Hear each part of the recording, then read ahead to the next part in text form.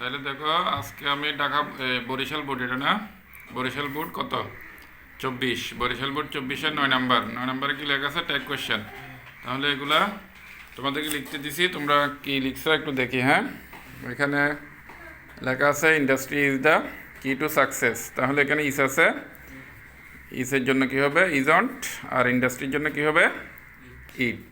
ওকে, এরপরে দেখো the industrious R prosperous, তাহলে আর থেকে আসবে আরন্ট, আর ইন্ডাস্ট্রিয়াস থেকে আসবে দে, আরন দে। এরপরে দেখো দে হার্ডলি সাফার ফ্রম পোভার্টি, তাইলে এখানে দেখো হার্ডলি এটা কি শব্দ বলো তো? না, এটা দিয়ে না বুঝায়। হার্ডলি দিয়ে কি বুঝায়? না বুঝায়। তাহলে সাফার থেকে কি আসবে? ডু আসবে। সাফার থেকে ডু আসবে। এরপর দেটা বসে যাবে, তাহলে এটার আনসার হবে ডু দে। এরপর দেখো on the other hand idleness is a curse, তাহলে এখানে ইজ আছে, ইজ থেকে কি আসবে? ইজন্ট। আর আইডলনেস থেকে কি আসবে? ইট আসবে। এরপর দেখো দ্য আইডল সেলডম প্রসপার, তাহলে সেলডম একটা কি শব্দ? নাবোধক শব্দ। তাহলে এটা যদি নাবোধক শব্দ হয়, প্রসপার থেকে কি আসবে? ডু আসবে। আর দ্য আইডল থেকে কি আসবে?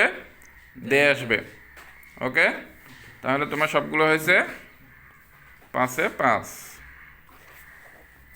আর তোমারটা isn't it, aren't they, do they, isn't it, do they.